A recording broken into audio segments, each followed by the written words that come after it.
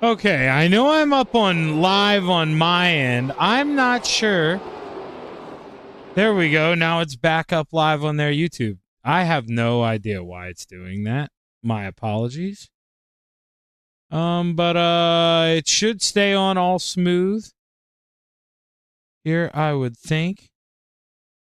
As I am going to be, I am going to be almost watching the race through that YouTube video now because no idea. It's got to be something on my end. I wanted to blame YouTube, but I want to say this is 3 out of my last 4 that I did where it doesn't cut off of my YouTube or Facebook, but it cuts off the stream that I'm sending to. Very weird. So, like I say, I will try to keep an eye out on this here. I'm gonna try to find a way to hide the chat on their side. Okay, maybe there's no way to do that. It's my apologies. I've been a terrible broadcaster here this first lap, but absolutely caught off guard here. Shame on me. As Greg Boydell was the quickest man on the racetrack. That didn't last long. Scott Tice took that over fairly quickly. GJ Boydell, second time around, doesn't improve. Frank Barbary at the top of the hill, though, with a 15.88 as Scott Tice comes around second time. Doesn't improve. Tim Chapman, second lap. He does not improve either in the 37 machine. Let's see. Joe Canella's just pulling out, but Chris Farmer, he's crossing the line for the final time. Man, I must have these cameras quiet. I'm going to have to play around with some sounds. Those cars are not loud whatsoever. Let's find Big Joe here. See if he's out here barking in the 1K.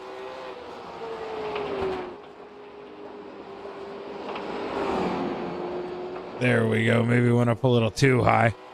As Joe Canella's rolls it into one. Lap number 1 was P10. He wants to do a lot better this second time around, and I would imagine he would like to do something like we see the man who just got a purple sector 1. The Tennessee Tornado, a.k.a. the Flamin' Cheeto. Quick time. Doesn't even need to do a lap number 2. Keith Kincaid is going to put another one down. Why wouldn't he? And it's a 15.786. Or excuse me, a 15.89. The other one was his quick time, the 7.86. That will be his pole lap. Not sure why that popped up twice. But either way, it's wrong. And let me see something here. So if we got a minute and 20, and I need to learn how to read. Minute 45 left here in qualifying. We'll try to keep an eye out if Robert Keller goes out. We do have 13 cars. We'll grab him. But if not, I'm going to mute myself here and we'll get ready to find out what tunes we're going to listen to here as we take a look at tonight's starting lineup.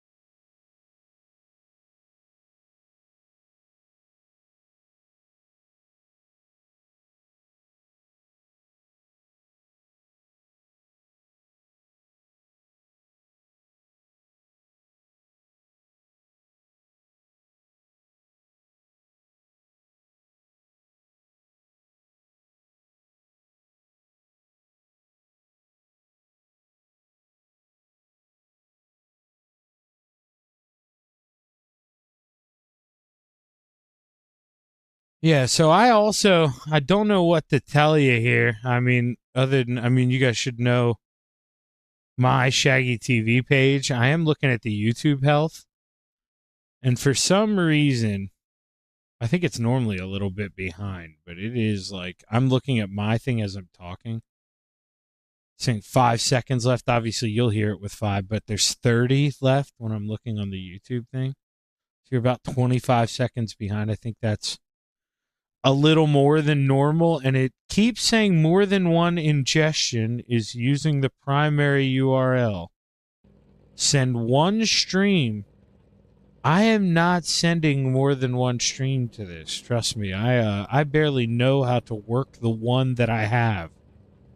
So if that would close down, just go over, grab it at my page, and like I say, my apologies. Hopefully this thing gets smoothed out a little better here in the future. But let's go ahead. Let's take a look at tonight's starting lineup. I'm gonna, you know what? I wasn't gonna do it, but I will do it. He deserves it. Robert Keller rounding out the field there. Starting lucky number 13 in the 57 machine. Row 6 to the top shelf. The 4 of Drew Craig to the inside. The 1 of Joe Canellas. Row 5 to the outside. The 94 of Gary Offit to the inside. The 72 of Bruce Windsor. Row 4 to the high side. The 54 of Chris Farmer to the inside. The 04 of Greg Parmalee. Row 3 to the high side, the deuce of Todd Holloway to the inside, the 37 of Tim Chapman. And row 2 to the high side, the 014 of G.J. Boydell to the inside, the 24 of Scott Tice. And row 1 for tonight's 100 lap feature, I should say, here at the Langley Speedway in Hampton, Virginia to the outside, the 26 of Frank Barbary. Starting on the pole, the 17 of the Flamin' Hot Cheeto, Keith Kincaid.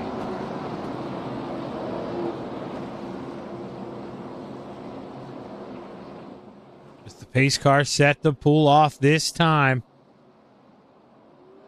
Keith drops the hammer. We are underway. It's time to go play here in Virginia.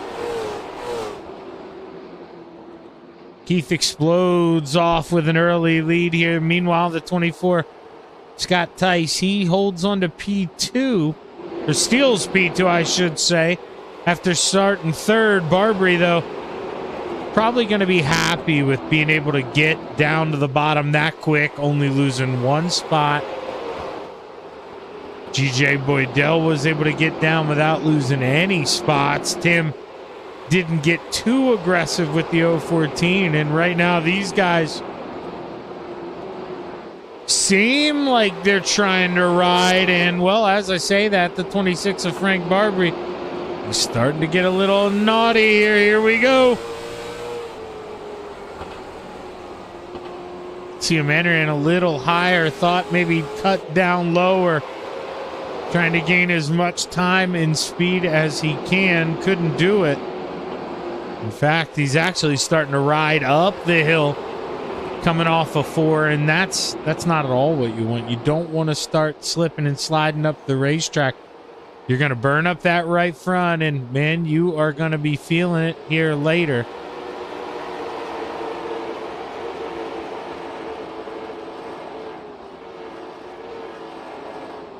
Look around, pretty much all the boys running around here single file, trying to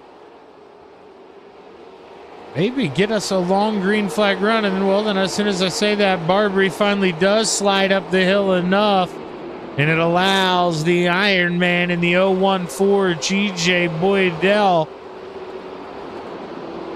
to get around. And boy, oh boy, you know, at least when Greg passes you, you got a polar bear holding a Coke smiling at you. You know, it's always going to cheer you up just a little bit. Nobody ever wants to lose a spot. It ain't going to burn you that bad as well. Barbary maybe not done, trying to take another peek back, but we look up here off the bumper of your race leader, Keith Kincaid. Scott Tice getting closer. Getting closer. We're only 10 laps in, still 90 laps left to go. Really 91. You got to count this one because we're only on lap 10.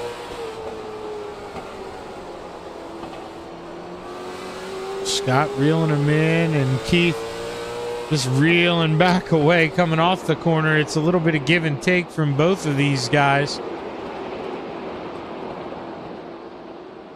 Tim fell outside of the top 5. Greg Parmley was able to work around him in the 04 machine. It's one of those things that I know Tim said, you know, he's trying to work on a little bit, not be as aggressive. I try to preach to him the stuff he preached to me as a kid, and at the end of the day, you know, he doesn't like saying the boy's right, but he knows I was, and man, we're seeing it show up. You know, he's finishing a lot more races, starting to maybe find that competitive edge. But we have our first caution flag of the night here. Gary Offit goes down pit road. I believe Drew Craig may have been involved as well. Let's see here. Both guys running near each other, that's for sure. Let's go up here. So Drew, he just clips the apron a little bit. Well, couldn't tell if that, you know. Let's watch it live because I in slow motion, it's tough for me to tell if it's breaking loose. Let me go above here.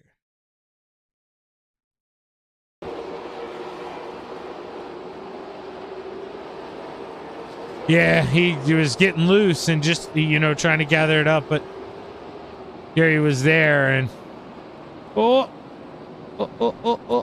hang on. And that was a close call. Should get it straightened out here after Mr. Keller. Oh, I thought he was going to, you know, drop the clutch, spin it, do that quick turn. That's what I like to think I would have done.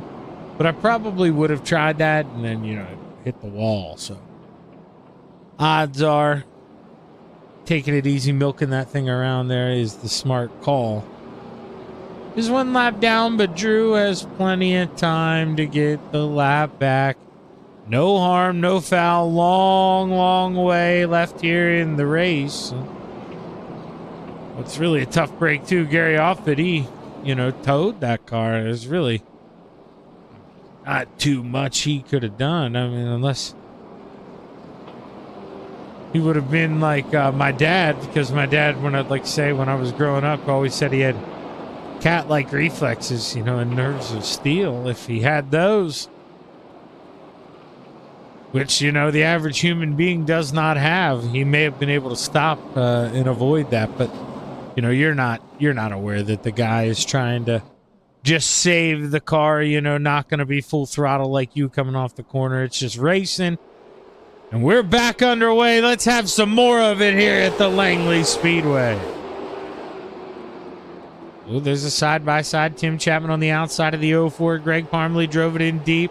Tim drove it off too deep. Almost collected the outside wall. Drives it back in real hard. Gets her woed down. Gets a spot back in line. You don't want to be on that outside right now, slipping and sliding a little bit on corner entry. But everybody probably is. Oh, no, on the slip and slide way down there using the apron. I don't know if you want to be down there. Scott Tyson, G.J. Boydell using a little bit of it there through 1 and 2. Scott using the yellow line here through 3 and 4, helping rotate that car off corner exit. Let's go up top so you can kind of see that. We watched it cause, you know, some uncomfortableness, which ended up causing your last caution. You can see if drivers go down there and get enough, it helps that back end wiggle a little bit. Helps that thing rotate. And, well, if the track's going to help you rotate, that's less wheel input. Save some of that tire. Per se, you know, the right rear, right front tire. And, oh, there was a little bit of contact almost. Frank Barbary trying to go a little too low. Greg Boydell shut the door. And they almost got to know each other here. Oh, they're not done. They make more contact. Couldn't tell if GJ clipped the outside wall or what. But Barbary got to run underneath. And man, oh man, that could have been nasty. Boydell definitely caught the wall. You can see heavy right front damage on that 016 machine. Let's see here in that camera that we were on earlier. As we make this go away. You can see, I mean, well, that would have cut down the tire had this, damage been modeled like it would have in real life. That thing would have rubbered away, cut that thing in half. Is somehow Boydell able to keep it out there and still hold on to P3, as meanwhile the leaders continue doing what they were doing. Just single file. Scott Tice staying close, but not close enough he can strike. Todd Holloway looking to get a spot here. Can he find a way around the 37 of Tim Chapman? He inches closer. Looks low. Gets close to that pit entry cone. You see Tim's got a little more speed coming off the corner.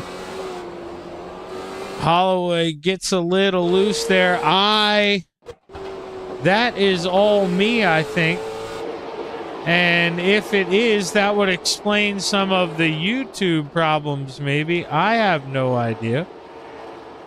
I'm anxious to see. I'm watching it back now on your live screen because somehow it's still working. And yeah, I see no cars on the racetrack during that as I'm looking. I was kind of panicking. So, uh-oh. We'll hope the internet holds up. I have no idea what is going on here in central Pennsylvania.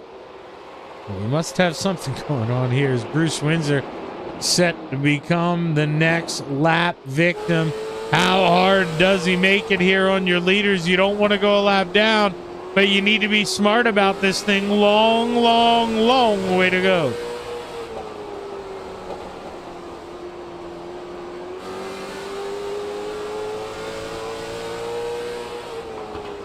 GJ Boydell turned it up a little bit, though, after clipping that outside wall. I don't know if, he found a little bit more speed or what, but he is absolutely searching all over the deck lid now as Scott Tice.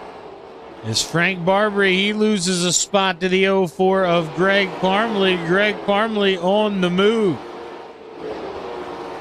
Holloway continues to take peeks on the 37 of Tim Chapman. But that's all he can do right now is take peeks. Tim not giving him enough to get around, not slow enough on corner exit. And, well, that's really where you want to beat that guy. You don't care so much beating him in the corner. In fact, maybe you don't want to because you're going to be beating up your right front tire. You want that corner exit speed. That's what you want to worry about. And right now, Tim's got it. Scott Tice got some company here. GJ Boydell.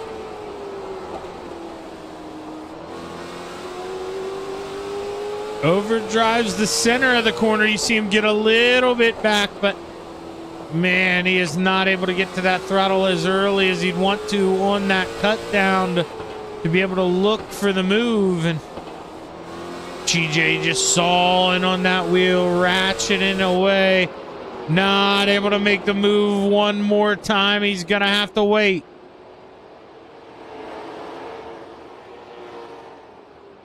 Boydell hanging around in third. The leader's starting to walk away a little bit. Still hasn't been able to get around Windsor until now. Windsor moves high out of the way. The 17 free to go and play here in Virginia. Robert Keller able to work around Tim Chapman. Joe Canellas was able to get around Todd Holloway. And that sound thing is not good. The last time we had that, remember, I know for a fact now that is connection issues. So we are going to try to, I hope this whole thing holds up. I am so sorry. Man, in fact, with the way I'm whining about it, I even feel terrible. But I do not like being this guy.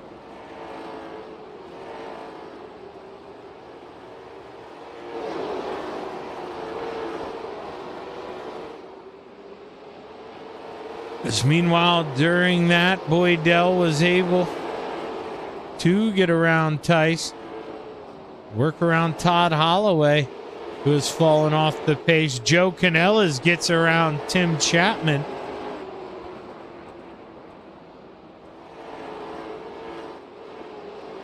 Another 1K of Joe Canellas. Trying to run down the Hurricane Robert Keller. But man, you want to talk about all by yourself. Let's go to here. Oh, wrong guy. Robert Keller, Joe Canellas.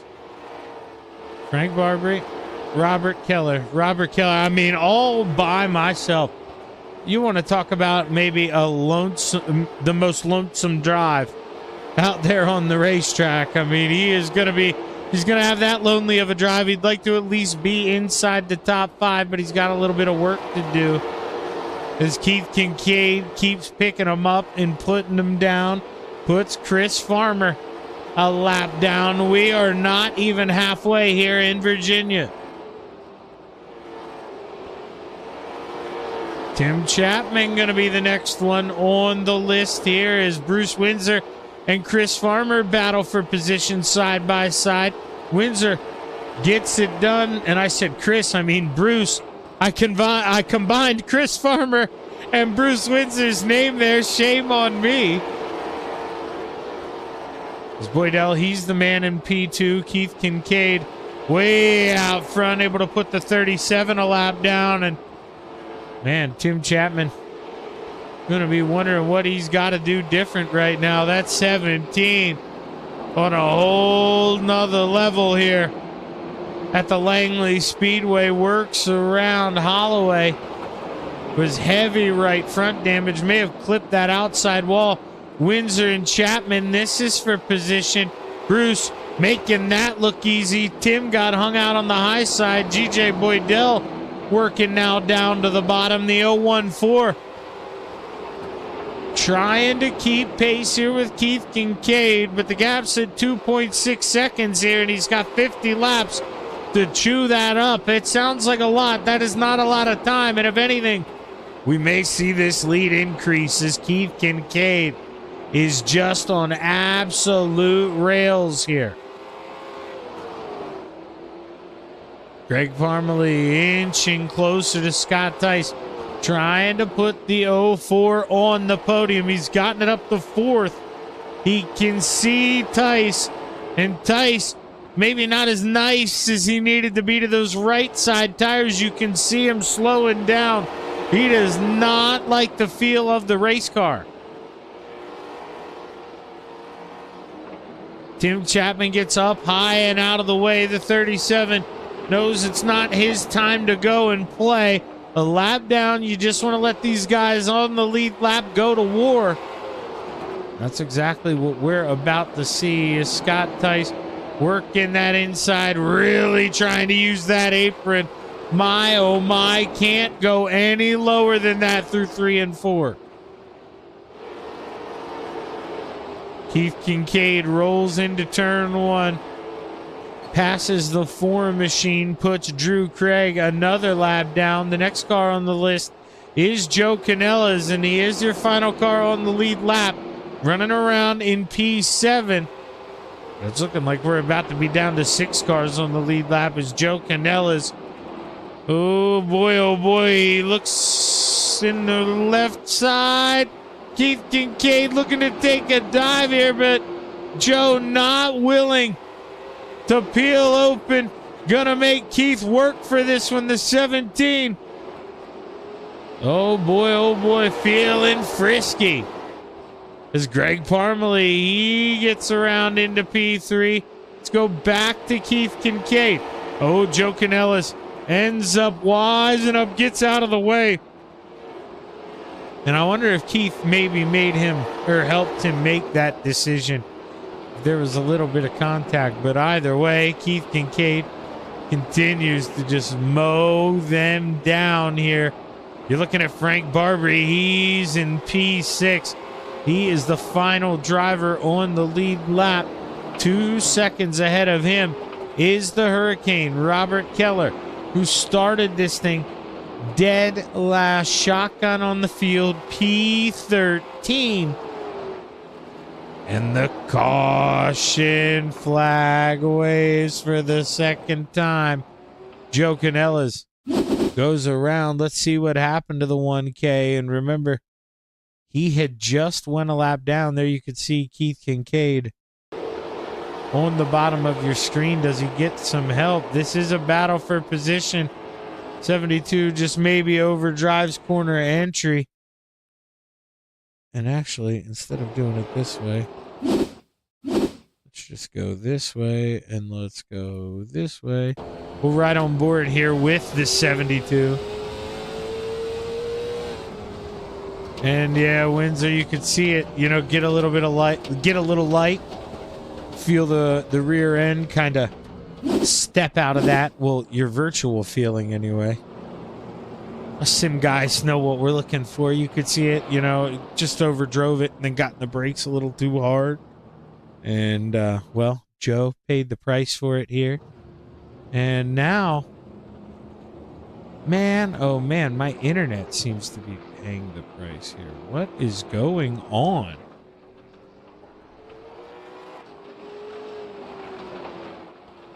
It's absolute nonsense.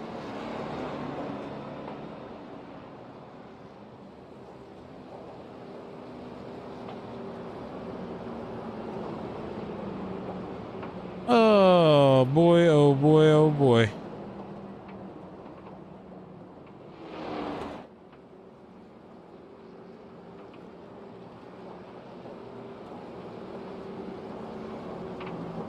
My apologies for being so quiet on this one. I'm trying to hop things around, check computer health, check my internet speeds and stuff like that. Not that you guys know you aren't important. Or, I mean, not that I think you guys aren't important. You know that you are. I just get super paranoid about this because I don't know what it could be.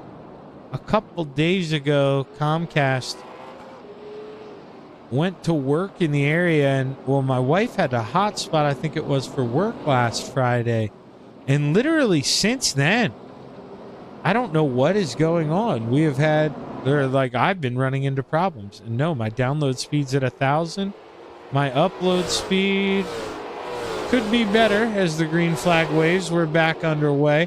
All drivers now taking advantage of that pit stop here, getting new tires. And yeah, no, I'm at a 300 upload speed. There is nothing wrong with that at all. This is crazy. No idea what's going on. GJ Boydell up into P2. He had to race his way up there, and I'm surprised. I thought he had kind of, drove that thing a little too hard from the start and was going to peel off at the end, but if anything, he was the only other guy, in the same area code as Keith, and he was working his way through lap traffic. Maybe not as quick, but at some point, if you're Greg, you just kind of had to, man, my iRacing. Yeah, I don't know what that is. Shame on me. Shame on this internet Comcast. As boy, oh boy. Man, you guys have never seen a show like this from me. And we're going to hope that the show at least stays. You can see my SDK timing even timed out there, 30 laps to go. So I am definitely suffering some internet issues, that is for sure.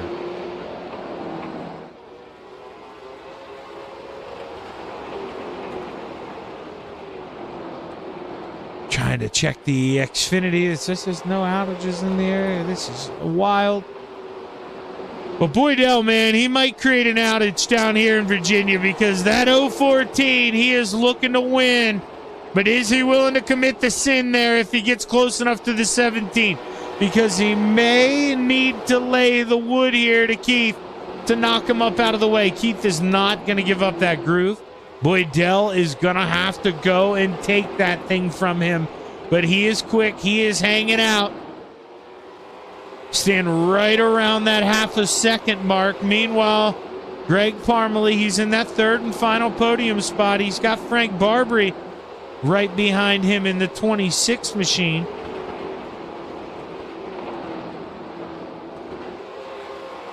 As Frank uses that apron, he's one of the guys utilizing that apron. Why wouldn't you? You know, help yourself save a little bit of right side tire. I mean, a lot of the guys that we saw using the apron. Now, contrary to this man in the 014s, there's contact. Joe Canella's. No, that was Drew Craig. He goes around in the 4 machine, and the caution flag waves yet again. Let's see. We could hear the bump. Let's see the bump. Going to have some help from the 54 of Chris Farmer right there in the left rear. And wasn't a lot, but it was enough. And Tim gets into the back of him. Let's see what we see from the view of the 37 here.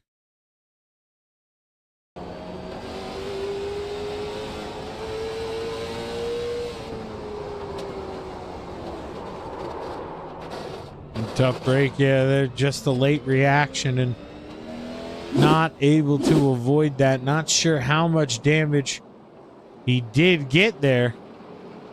I would imagine suffered some damage. Bruce Windsor, he finds himself the lucky dog, 72, back on the lead lap.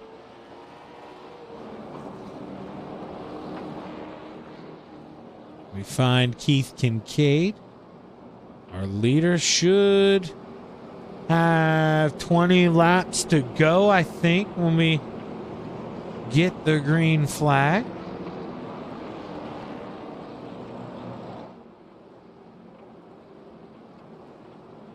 I told these guys we'll do the replay then Sunday morning around noon.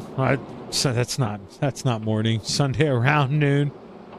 Especially to you. Now, no offense, gentlemen, but you older guys, you know, but I am of the generation where, especially where I do this, you know, I would say 5 nights a week. I mean, I was lucky enough to get the track announcer job at the McGrew Motoplex as well. And, you know, that's half an hour, or really, truthfully, 45 minutes from my house. You know how dirt racing goes, so, I mean, I'm a late night guy. I would say 10 is, you know, kind of my morning. I wake up around 9, you know, hang out in the bathroom for a while, zone out on Facebook, what us kids do, and I get ready to go about my day. As the green flag waves, we are back underway. Boydell crept out a little bit ahead. That way he could see the 17 drop the hammer, and he's able to fall in line. Frank Barbary wedged to the outside. He couldn't fall down. Scott Tice not playing nice here in the 24. You can't. Not with 19 to go. He's looking to get that thing onto the podium. Barbary looking to over-under here. Cut back underneath. Could he do it? No, he can't. He's going to force his way. Gets into the left rear of Tice. There's contact. They stay straight. They touch again. Tice goes around, and well, they ended up there in victory lane, but not the way he wanted to. Scott Tice involved in your 4th caution. Now, we saw that play out for a while, so it started there. And thought he was going to go through the grass there, and we'll straighten him up a little bit, but then got into him again, and that's what's going to send him around. And Tice not able to keep it out of the wall. Now, I'm anxious to see here. Okay, he didn't. I thought, well, there is heavy damage at 37. But if Tim would have clipped that car, he's scheduled to be the lucky dog, I believe, here. That's why I clicked. But if he would have clipped that car, you're not eligible for the lucky dog. You can't get incident points. Be the lucky dog. That's the way it works. So Keith Kincaid continues to stay out front. There is the 37 coming around on the outside. Not going to have time to fix any of that damage here. Is obviously not a big racetrack, so don't have time to loop back down pit road without going or losing your lap once again. See, maybe dives down in there real quick right now. Maybe have time to use a quick repair and get right sides only. Not choosing to.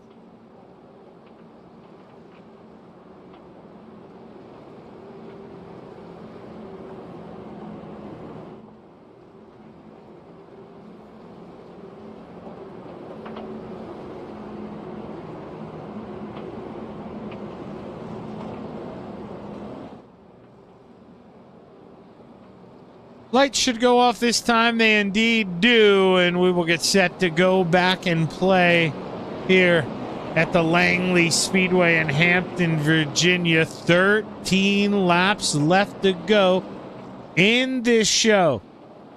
I don't know if we're done. Seeing the yellow handkerchiefs fly, so let's wait and see here as we take a look up to that beautiful Virginia sky. The green flag is high. Let's watch the rubber fly. 13 laps left to play. We are back underway. Almost some contact there for P2. Not once but twice. Greg Parmalee couldn't get there. Almost got there, though. The 04 looking around, trying to go hunting here. Wants a little more than P3.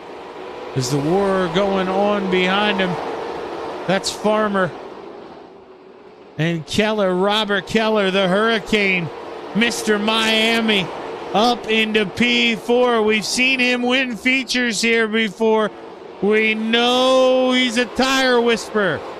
Does he have enough? Can he use it to go up here and get these guys to flirt with the podium? 10 laps left here. Keith Kincaid rolling down the backstretch into 3. Double digits on the clock. 9 laps left to play here in Virginia. He is not feeling any threats from behind. Same can't be said for the man behind him, though. Greg Parmalee hears. He has to all but smell the 04 creeping up behind him. Greg Parmalee trying to make the 014 sweat here, but the Iron Man not willing to give in.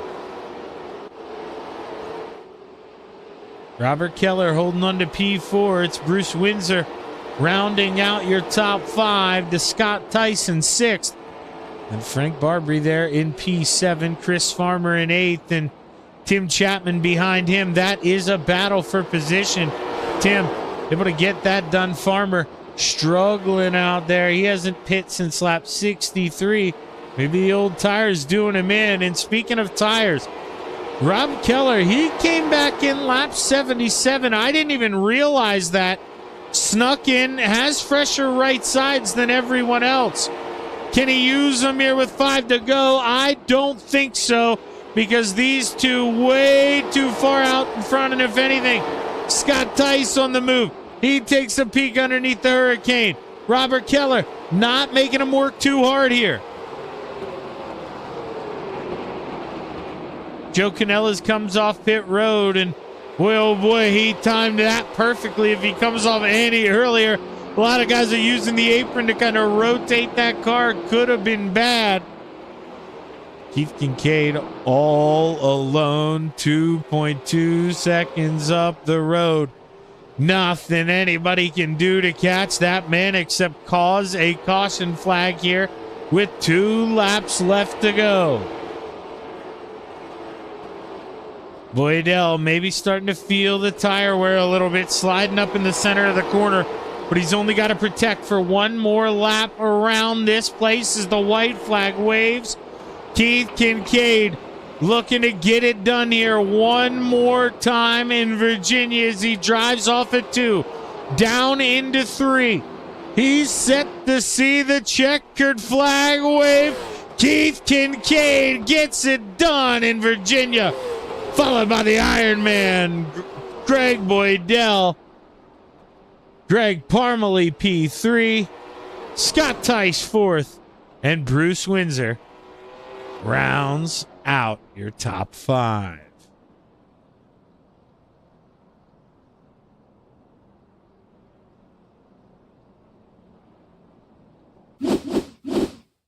We'll let these guys take a minute or two here to catch their breath, and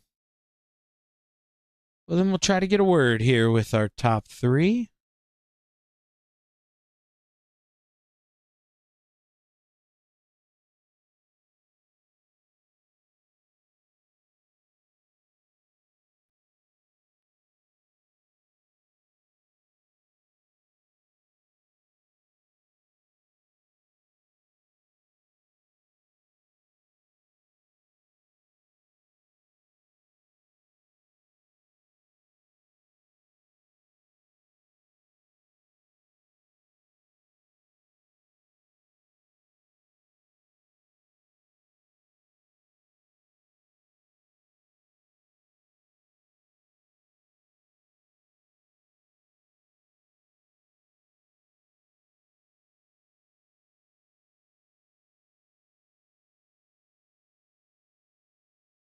Alrighty, I see some of them hanging out in there. They didn't come up to the waiting room yet, so I don't want to, grab them because some people run to the bathroom and stuff real quick after a race. So I'm going to try to give them maybe another 30 seconds to a minute here before I pull them up, unless I see one of them pop up. Keith's in there, but winner, you know how it goes. I do that last. That's how we roll around here.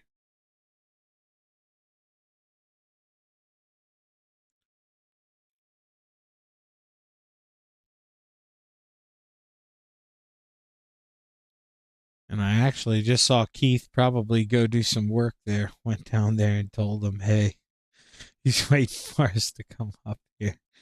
And now the only one I am waiting on is the man in P3. And he may have, like I say, had to run to the bathroom. And now he's up here. Let's go ahead. Let's pull him up. Driver of the 04, Greg Parmalee. Greg, Shaggy in the booth, man. You got a copy? Yeah, buddy. How's it going? Well, not as good as it was for you, man. It seemed like there, towards the end of the race, you kind of had it figured out. It was to where you were maybe a little quicker than Greg, you're both named Greg. We'll call him GJ there. GJ, yeah, there you go. A little quicker than GJ, but it would have been to the point where, maybe you had to move him. But talk to us about the later half of the race. Yeah, I started calming down a little bit and just trying to, manage my tires and change the entry and exit, and kind of started working for me a little bit. And just kind of went in a little deeper and tapped a little more brake, and then started playing with my brake bios, and got comfortable, and then just started making laps after that. So that brake bios helps a lot. Now, that being said, was, after that long green flag run, then did you need the caution? You could kind of get new tires, make some adjustments. Did that help you, or did you want it to stay green? I was probably good for another 10 laps, but it was nice getting a couple tires on there. It just makes it a lot easier to drive. It's a handful when your tires are gone. Yeah. It just wants to push going in, and you have to really get on the brakes, and then trying to. Yeah, once your tires are gone, it's a handful. Yeah, it's really tough to cool them back down again, once you kind of use them up, because, man, you want to drive hard, but, it's such a discipline to keep these things nice. And, man, it is a discipline that, Greg, I indeed do not have whatsoever. So, hell of a job, man, bringing that thing home on the bottom step of the podium. You got anybody you want to thank? Yeah, thank you for the broadcast and the Senex team and all the guys we race with. It's a great group, a lot of fun, and and of course Joe, Scott, and Gary, and all of us in the room down there. We kind of have a good time talking back and forth, and yeah, it makes it fun. Like I said, it's just gotta get a little faster so we can catch old Keith. Yeah, well, Greg, when you figure it out, you make sure as hell you tell me what it is, okay? All right, because Exactly. I don't have it, man. When I ran that test race with you guys in the off season, I really did. Well, I told him that, man. I talked so much smack to my dad. I was like, I'll go in here, I'll show him what's up. Dude, he almost lapped me. I couldn't believe it. It was so humbling. I got P2 and was almost lapped. Yeah, you're always fast on the asphalt, and your dad has his moments. I mean, there's some days he's just fast, and then he has these tracks he's good at, just like everybody else. And I'm starting to learn on these little short tracks. I used to just not race them because I didn't like them, but I just forced myself to to start racing more and more of them and get better at it, and starting to have fun at it now. So. Well, that's good to hear, man, because it definitely is a lot of fun. It just definitely takes a lot of discipline, and it's good to see you're putting that in it, and you can tell it's paying off. Congratulations, brother. Can't wait to talk to you again. All right, have a good one. Thanks a lot. Greg Parmalee coming home P3, and now we get to talk to the man who brought home P2, the Iron Man, GJ Boydell. Man, Greg, it seemed like correct me if I'm wrong. I don't know what it was. Maybe, Keith just cooling down those tires. But, man, before that final caution, it looked like, you were going to give him some hell there. And then I don't know what it was. Handling just went away. But either way, I mean, P2, that's nothing to frown about. How we feeling after that run? No, it was a good race. And the difference, actually, Keith and I were just talking about it, was brakes. I had put a lot more forward brake into the car than other people. Oh, okay. So just pushing a little bit on corner entry rather than, kind of making that rear end rotate for you. Yeah, it can be, definitely the front brake has its advantages there on the short run and like qualifying and stuff like that. But it seems like, man, those guys, Greg, I don't know how they do it, but they basically are driving that thing with the brake and rotating it in on corner entry. So when you were getting there towards the end, were you starting to just push a little heavy? Was the right front starting to go away? Yeah, that's exactly what happened. It was even with newer tires, it was still starting to push, and it seemed like the brake setting I had was good for 25, 30 laps, but I thought we were going to have a lot more cautions, but we didn't, so I kind of suffered there. Well, I'll tell you what, Greg, that's why I love you, man. And it, like, you're kind of, I like to say I'm like that in a way where, when you go back and watch this thing, dude, if you were not happy with your car on the first run, I sure as hell could not tell, man. I mean, you were almost pacing with Keith. Now, obviously, it's all how you get lap traffic, how nice they are to you and whatnot. But, man, I would have thought, honestly, you wanted that first run to stay green. But are you telling me, you were happy coming in and getting some tires there? I was after about lap 30 to 35. I was like, okay, we can have a caution now. And I'd love some new tires, but yeah, it didn't. And we just kept on trucking it. But yeah, I just backed up corner entry and everybody else was pushing too, it looked like. Yeah, and man, like I say, and when you go back and watch this, Greg, you're not gonna maybe not believe me by the way you're talking about it, but and they were pushing a whole lot worse than you. That car still looked pretty quick, and man, you got a lot of speed yet to find there. If you're talking about the car like that, and by the end of a year or two, I expect you to be right up there with Keith because you figured something out that I didn't. If you're able to drive that quick, man, with front brake in it, once you start messing around with that, oh boy, you're going to be lightning, Greg, and I look forward to watching it. Congratulations on the P2. You got anybody you want to thank? Yeah, we want to thank you for doing the broadcast for us and putting them up, and MRL and Senex. They're a fantastic group to race with. Their numbers are increasing every week almost. So yeah, fun group and good times. Yeah, man, in a good group tonight. I mean, very few cautions. You guys had good long run and good hard racing. Congrats on the P2, Greg. Hopefully I'm talking to you again soon. Yep, thanks. Appreciate it, Zach. Have a good one. The Iron Man, Greg Boydell, coming home P2, and now we get to talk to the belle of the ball here, Keith Kincaid. Keith, boy, oh boy. Well, I mean, he kind of, let us into his world there, said he was heavy on the front brake. So obviously, right front started to go away. But man, before that final caution flag flew, were you sweating at all? Because, I mean, Greg was there. He had me believed, he was a contender there for a little bit. What were your thoughts? I was saving tires. Okay. Okay. I was keeping a check on them. I was watching the relatives and checking them in the rearview mirror and just saving tires there at the end, because I figured we'd probably end up with another caution or two on this track, and I didn't want to use them up, and I wanted to still have them there at the end when they were needed. Now, I can't remember what track that was. I want to say it was like 6 weeks ago. We had that break, so my memory gets thrown off a little bit, where we had that long green flag run to the finish. And at any point, was that kind of where you having flashbacks of that in the early stages? Because I didn't expect this thing, and I don't think you did either, to go that long green flag. And, well, it looked like you were prepared for it this time. Yeah, I didn't push hard at all at the front. Made sure that I didn't slide the tires any. Tried to keep them cool and keep them under the car. So I think I was prepared if we would have went long. Well, hey, that's a hell of a job, Keith. Congratulations on the big win, man. Extending that points lead here with not a whole lot of the season left. As we push deep into the second half, looking good for you here, man. At least on the asphalt side. When, I should say, everywhere now. It was looking better on the dirt side, but, man, a lot better over here now. Congratulations on the big win, man. You got anybody you want to thank? Yeah, thank you, Shaggy. Yeah, I want to thank all of our racers for coming out and racing with us. What a great group of guys. I mean, everybody gets in Discord early and hangs out and talks. And, I mean, if you're looking for a good place to race on iRacing, a great league, and you're 50 and over, there's not a better place in the Senex Short Track Championship. No, absolutely, man. And, I mean, I was so impressed. You guys come out, long green flag runs, good hard racing. And, man, when you watch, the caution flags were what they should have been, racing incidents. You can't ask for anything better than that. You guys put on a hell of a show, and I look forward to it again here when I do the replay this weekend. Good luck, Keith. Sounds good. Thank you, Shaggy.